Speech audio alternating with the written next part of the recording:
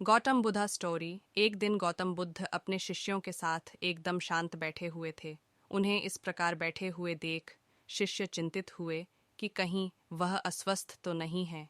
एक शिष्य ने उनसे पूछा कि आज वह मौन क्यों बैठे हैं, क्या शिष्यों से कोई गलती हो गई है। इसी बीच एक अन्य शिष्य ने पूछा कि क्या वह अस्वस्थ हैं, पर बुद्ध मौन रहे।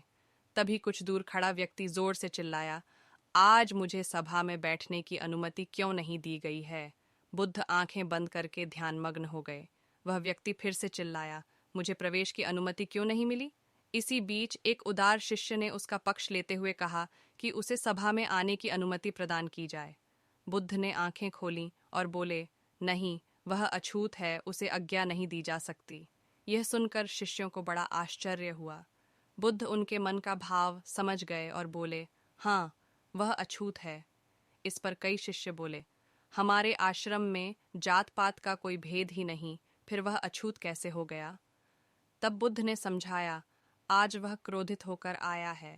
क्रोध से जीवन की एकाग्रता भंग होती है।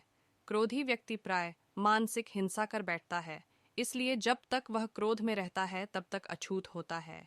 इसलिए उसे कुछ समय एकांत में खड़े रहना चाहिए। क्रोधित शिष्य भी बुद्ध की बातें सुन रहा था। पश्चाताप की अग्नि में तप कर वह समझ चुका था कि अहिंसा ही मनुष्य का महान कर्तव्य व परम धर्म है। वह बुद्ध के चरणों में गिर पड़ा और कभी क्रोध न करने का प्रण लिया। शिक्षा। आशय यह है कि क्रोध के कारण व्यक्ति अनर्थ कर बैठता है और पश्चाताप उसे बाद में होता है, जिसका कोई लाभ नहीं मिलता। इसलिए हमें क्रोध नहीं करना चाहिए। असल मायने में क्रोधित व्यक्ति अछूत हो जाता है और उसे अकेला छोड़ देना चाहिए। क्रोध करने से तन, मन और धन तीनों की हानि होती है।